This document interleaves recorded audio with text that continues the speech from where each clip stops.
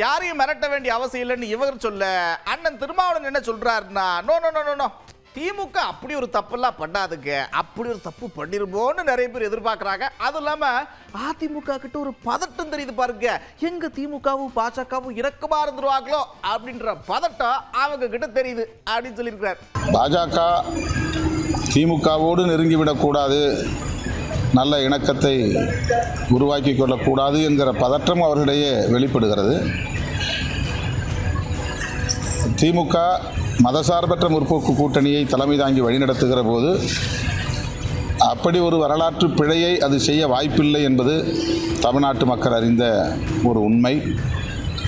அது எதிர்க்கட்சித் தலைவர் எடப்பாடி பழனிசாமி அவர்களுக்கும் நன்கு தெரியும். ஆனால்